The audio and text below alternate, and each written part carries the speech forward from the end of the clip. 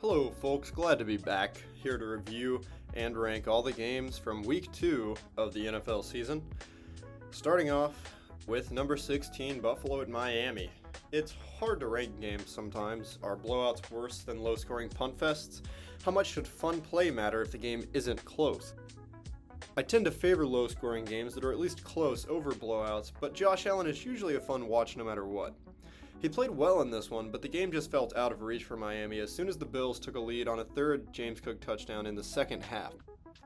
This game stands out more for Tua suffering what is likely his 5th concussion of his young NFL career. As of now, he has no plans to retire, but he was placed on IR and will be out for at least 4 weeks. I tend to be pretty cynical when looking at sports, but I just feel awful for Tua. It's clear he loves to play, and I hope he can do whatever he wants while staying safe. I don't know his situation as well as him and his peers, but it seems like he should seriously consider leaving football. As for this game, Buffalo went into the second half leading 24-10, and the only scoring in the second half was a pick six thrown by Tagovailoa before he exited with his concussion. The game never felt close after the first quarter and was generally not a fun watch.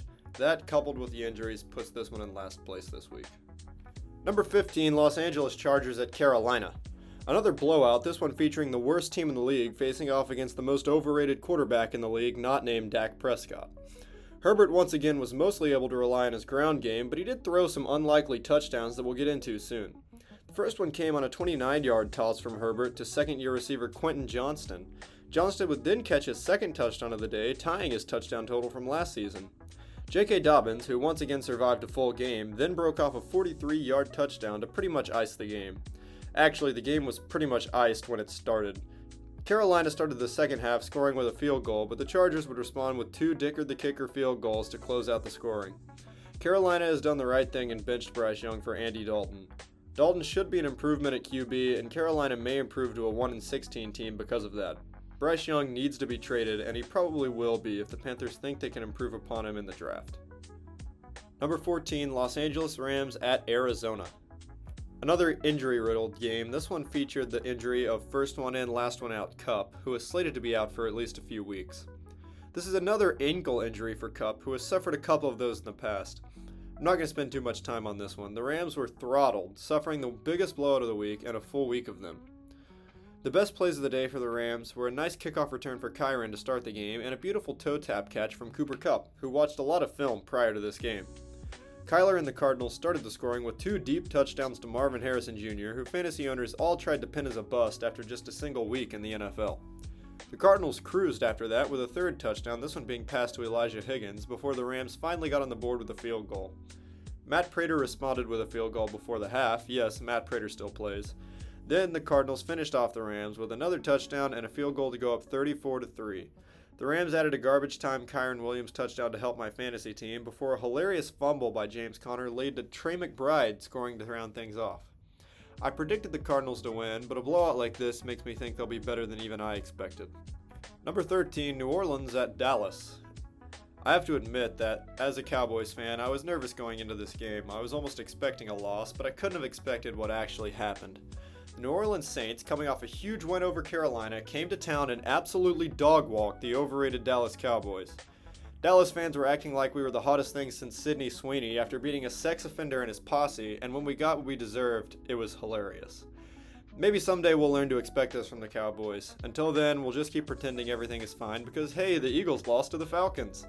I can't wait to lose to the Buccaneers or something in January. It's not even worth going over this game. Saints win, dim boys lose. I'm so done with this team. Number 12, Pittsburgh at Denver. Another beautiful game of football played by the Pittsburgh Steelers.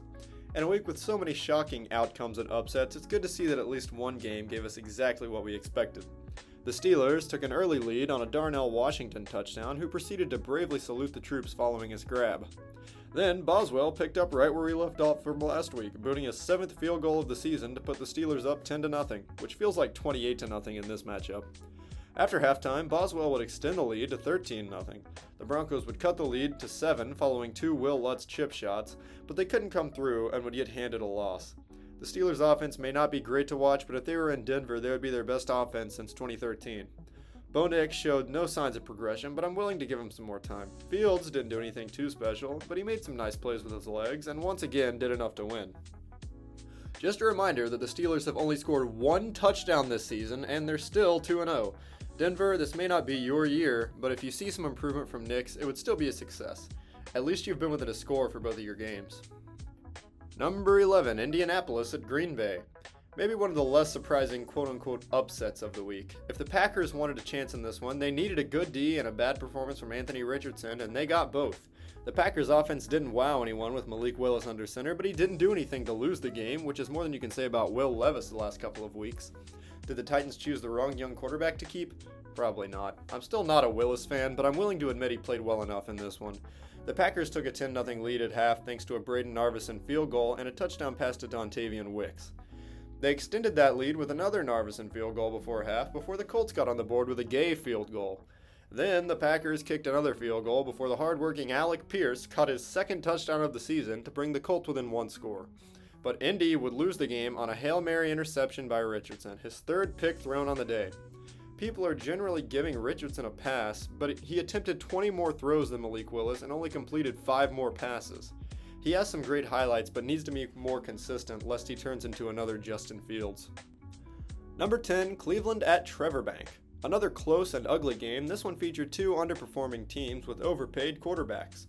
The Browns converted a 3rd and 20 on a lucky Jerry Jeudy catch, and then Deshaun Watson dove into the end zone to give the Browns a 7-0 lead. The Browns then kicked a field goal, which was answered with a Jacksonville field goal set up by a long 3rd down run from Trevor Lawrence. The Browns' offense continued humming, and they were able to grab 3 more points before the half. They kicked another field goal after halftime, and Trevor Lawrence took a huge sack to force a punt. But the Browns couldn't get anything going and punted back. Then Lawrence found rookie Brian Thomas Jr. on a beautiful pass to bring the Jags down the field and set up a touchdown run for Travis Etienne. Lawrence once again brought Jacksonville to a 1st and goal situation, but they settled for a field goal to make it 13-16. Then, after some penalties, the Browns had a 3rd and 36 from midfield and were forced to punt once again. Usually it's Deshaun Watson forcing things, not the other way around. But a beautiful punt set the Jags up in their own end zone where they would take a safety to make it 13-18. The Jags would have one more drive to try to win, and they did a decent job of moving downfield, but the last-ditch pass was incomplete, and the Browns secured their first win of the season. Number 9, Chicago at Houston. The parade of bad rookie quarterbacks continues in Houston as Caleb Williams plays like a rookie on Sunday Night Football. This one was a slog to watch, but I have nothing better to do, so I watched it anyways. Kaimi Fairbairn would start the night for Houston, booting a 56-yarder through the uprights to put them up 3-0. Caleb Williams then had a solid drive to lead the Bears to field goal range, where Cairo Santos would boom a 50-plus yarder of his own to tie the game. The Texans converted a 4th and 1 to set up a touchdown for Nico Collins, and then Stroud made this nice throw to set up another Fairbairn field goal. The Bears then had to punt, but the defense stepped up and forced a punt of their own. The Texans then had an egregious pass interference play to set up Chicago's first offensive touchdown of the season to pull the game within 3. Fairbairn booted a 59-yarder, and then the defenses came back out until Fairbairn finally hit another 50-plus yarder to make it a 2-score game. Joe Mixon had a chance to put the game away for Houston, but he instead fumbled on the goal line to give Chicago a chance. They had a nice drive, but settled for a field goal to make it a 6-point game. The defense then got a nice stop to allow Williams a chance for a game-winning drive, but he instead threw the game-losing incompletion on a 4th and long. It's clear to me that Caleb was too busy thinking about his post-game manicure to focus on football. Number 8, New York Giants at Washington. I swear this was such a stupid game. It looked like a pre-Super Bowl era game. The Giants, and I'm being 100% serious, scored 3 touchdowns with no points after. This was because their kicker, Graham Gano, was injured. Normally this is forgivable, but he had apparently made it clear to the team that something was wrong with his hamstrings well before game day. He was ruled out after trying to make a play on the opening kickoff, and the Giants would miss an extra point and failed 2 two-point conversions after this. The Commanders, on the other hand, were even more ridiculous. After seeing the inspiring performance from Chris Boswell last week, Washington kicker Austin Seibert put him to shame, kicking not 6 but 7 field goals to put the Commanders over the top. This game deserves to be ranked higher off ridiculousness alone, but it really wasn't that entertaining, so I refrained. Side note, Washington is the only NFL team to have a kicker win league MVP, that being Mark Mosley in 1982. So Seibert may be the second if he keeps this up. Number 7, New York Jets at Tennessee. Aaron Rodgers was able to secure his first win as a starter for the Jets in this one, but the biggest story was Will Levis, who made some boneheaded plays to essentially hand away a win. The Titans defense was putting up a great effort, but they were constantly let down by the offense. I mean, look at this play by Levis. He just doesn't know when to quit, and I mean that in the worst way I possibly can. Levis has clear talent, and he obviously wants to win, and that's the only reason you try to force throws like this, but he needs to learn when a play is dead. The Titans started out great, providing the only points of the first quarter with a touchdown run by DraftKings lover Calvin Ridley. Levis then made this terrible backwards roll pass thing to turn the ball over on third down from the Jets' 6-yard line. They got the ball back, but Levis then threw a more manly and normal pick. Aaron Rodgers would then toss a touchdown to Braylon Allen before Nick Folk kicked the lead back for the Titans. Rodgers led a long touchdown drive after half, well, really, Breece Hall led it. Then Calvin Ridley failed to catch a legit dime from Levis. Immediately following that, the Titans' punt was blocked, leading to a Jets field goal to go up 7. Levis then uncorked another beautiful deep ball for Calvin, and this time it was caught for a touchdown to tie it. Then things would really go south for the Titans. Braylon Allen got a second touchdown, this time on the ground, but the Titans got a drive working to try and tie it back up. Levis made a miraculous play with his legs, but he was sacked to bring up 4th down, and his final play was dropped to seal a Jets win. Number 6, Tampa Bay at Detroit. I said this would be the best game heading into the week, but it was just a little too defensive for me to put it that high. The Lions outplayed the Bucs on almost every front, but the Bucs were able to win thanks to the little-known technique of scoring more points. The Buccaneers started with scoring a field goal to set up by a long PI call, and then Goff threw an interception to set up the Bucs for another field goal, this one a 55-yarder. Goff then tried to prove that he's actually better than Baker by leading a field goal drive of his own. Then Baker took a third sack from Aiden Hutchinson in just the first quarter to end the next drive. The Lions then managed another field goal to tie it up at 6, but the Bucs responded right back with a couple of nice plays from Chris Godwin, culminating in a touchdown. The teams then traded turnovers, and the Lions failed to get the field goal unit on the field in time to end the half with just 6 points. They kicked another field goal after halftime, and then another Hutchinson sack gave them the ball back. David Montgomery then plunged in for a short touchdown to give Detroit the lead. Mayfield then made some nice plays on his legs, including a touchdown run, to give the lead right back to Tampa Bay. The Lions couldn't do anything, but neither could the Bucs due to Hutchinson's 5th sack of the day. The Lions had a chance to take the lead back, but Goff would throw a terrible pick.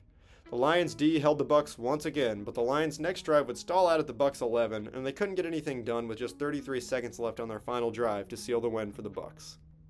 Number 5, Atlanta at Philadelphia. Despite this one having an exciting finish, it really wasn't that great of a watch. Neither quarterback really played great, but one of them got the win. I admit I may have turned the game off after the 2-minute warning, but boy did I miss out. As an unfortunate Cowboys fan, this game was my only solace of the week. The first quarter was tight, featuring no points, although the Eagles did decide to go for it on 4th down from inside the Falcons' red zone. That's a mystery tool that will help the Falcons later. The Falcons got the first points from a field goal set up by a long completion to Drake London. The Eagles responded with a Devontae Smith touchdown, but the Falcons would cut it to 1 on the back of Bijan Robinson and Younghoe Koo. After the half, Koo would give the Falcons the lead on a chip shot, and then the Eagles would step back in the driver's seat. Hurts made some great plays to lead the Eagles to a field goal, but then the Falcons would convert a 4th down, and then Darnell Mooney took advantage of some terrible tackling to score a touchdown. The Eagles then used their ground game to score another touchdown to take the lead, and they also converted a 2-pointer to go up by a field goal. Then the moment came. Following a nice defensive stand, the Eagles swiftly drove downfield while burning a lot of clock. With just under 2 minutes left to play, Jalen Hurts attempted to dump off a pass to Saquon, who was great all night. Saquon, however, remembering all of his training from his Giants days, dropped the dump off and forced the Eagles to kick a field goal instead of continuing to run out the clock. Not only that, but the Eagles then allowed Kirk Cousins to lead a go-ahead touchdown drive on Monday night. Remember, when you didn't take the points in the first quarter, Eagles, it came back to bite you. Now you need a miracle, and the only thing you'll actually get is a Jalen Hurts interception. This was the perfect week for you to lord over Dallas, and you choked it away. Number 4, Seattle at New England. I doubt that many had this pegged as an overtime game, but New England may be better than we thought. Neither team was flashy in this overtime win for the Seahawks, but it was a close game that was pretty fun. The teams traded touchdowns in the first quarter, including a bomb to DK Metcalf, and then the second quarter saw a ton of scoring. Joey Sly kicked a field goal, and then Zach Charbonnet ran for a touchdown to give the lead back to the Seahawks. The teams then traded field goals to send it to halftime.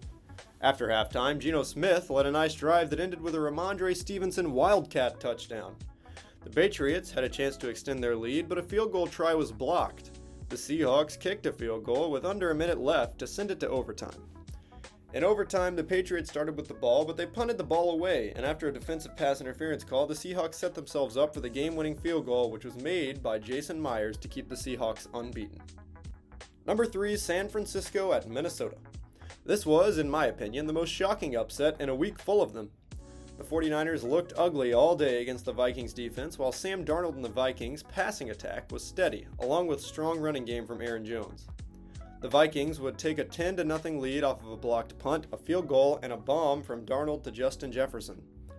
The Niners responded with a George Kittle touchdown, but the Vikings didn't relent, kicking another field goal. Then San Fran turned it over, which set Minnesota up for another touchdown, this one by Jalen Naylor, I hardly know her, to take a 13-point lead. Purdy then threw a pick, which set the Vikings up well to extend their lead even further, but Aaron Jones fumbled after a nice run to turn the ball over. Check out this nonchalant catch by Debo. Jordan Mason ran for a score to make it a 6-point game, but the Vikings would respond with a field goal to take it back to 2 scores. The 49ers kicked a field goal with just over a minute left, but the announced onside kick failed to give the Vikings the win. The Vikings did what they needed to win, which was force Purdy to make throws by getting an early lead. I'm a little shocked because I honestly thought the Vikings would be the worst team in the league this season. Number 2, Las Vegas at Baltimore. It's certainly surprising that the Ravens are 0-2, but I think it's even more shocking because of how tightly they played the Chiefs. I was expecting an easy win after almost taking down the champs last week, but I was gravely mistaken. The Ravens opened things up with a good defensive stand and a Justin Tucker field goal. Each offense then stalled out before Brock Bowers made a catch to help bring the Raiders down the field for a Carlson field goal. Tucker booted one right back to give the Ravens a 3-point lead, and then the Ravens defense picked off Gardner Minshew. I can only imagine how jealous Minshew was when Lamar found Zay Flowers on the next drive for a big gain. Could you imagine the Gardner-Flowers connection? Legendary. Anyway, Justin Tucker then missed another 50-plus yarder, which I guess isn't surprising nowadays. Daniel Carlson then showed him how it's done with a 51-yarder of his own to tie the game at 6. Tucker would respond with a 32-yarder to give the Ravens a 9-6 lead at the half. Coming out of halftime, the Ravens led a touchdown drive, finished off with a Zay tutty to put the Ravens up by 10. But following a nice defensive stand, Lamar would throw a pick to set the Raiders up for a short touchdown drive. The Ravens would answer with a touchdown to go up by 10 once more, but the Raiders scored a field goal off of the back of some vintage Davante Adams plays. Some more Davante magic led to a Raiders touchdown to tie the game, and then Max Crosby, who should add another X to the end of his name to make it Max Triple X, got a huge sack to stop the Ravens offense. Daniel Carlson kicked a field goal to go up 3 with under 30 seconds left, and Lamar would break off a huge run, but controversially lateraled the ball instead of trying to make a play, and the Ravens would win. Pretty embarrassing game for the Ravens, but they'll probably be fine. And number 1, Cincinnati at Kansas City. Cries of Burrowhead still ring in Cincinnati. These matchups are often some of the most competitive and thrilling in all of football. Mahomes vs. Burrow Chapter 5 will soon be upon us. The Bengals need to bounce back after an embarrassing home loss to the Pats in Week 1. If they get the win today, all will be forgiven. Burrow led a nice drive to start things off, but blew an opportunity for a touchdown and had to settle for a field goal. Mahomes would lead a nice drive of his own, but they too had to settle for a field goal on the 1-yard line. The Bengals D then came up huge, picking off Mahomes, and the Bengals would capitalize with an Andre Iosivas touchdown. Mahomes then found 5-star Uber driver Rashee Rice for this gorgeous touchdown to tie it. The Bengals then led another field goal drive to retake the lead, and the Bengals forced another turnover, this one coming off of a Carson Steele fumble who couldn't produce even with all of the film he watched before the game. Once again, however, the Bengals only got a field goal. The Chiefs then made a great special teams play to pin the Bengals at the 1. Then Mahomes made a new receiver out of his lineman when he threw to Wanye Morris. I don't know if I'm saying that right. Who was probably understandably fed up with his shoddy receiving work. Now that they were trailing, the Bengals were allowed to make great plays, so Burrow launched this beauty to Jermaine Burton, which set up another Iosivas touchdown, but they missed the extra point. Cam Taylor-Britt then made one of the most beautiful interceptions I've ever seen, but Burrow then fumbled the ball, leading to a scoop and score for Kansas City, while also absolutely pummeling this official on the play. Jamar Chase then ran his mouth, leading to a penalty that killed a potential touchdown drive for the Bengals, and they settled for 3 once more. Now that the Chiefs were trailing, Mahomes was ready to add another game-winning drive to his resume, but his chances looked slim. On a 4th and 16 to decide the game, Mahomes' pass was incomplete to Rashee Rice, but the refs called pass interference to move the Chiefs all the way to the 36-yard line. From there, all they had to do was run out the clock and seal the win with a walk-off field goal from Harrison Make Me a Sandwich Butker.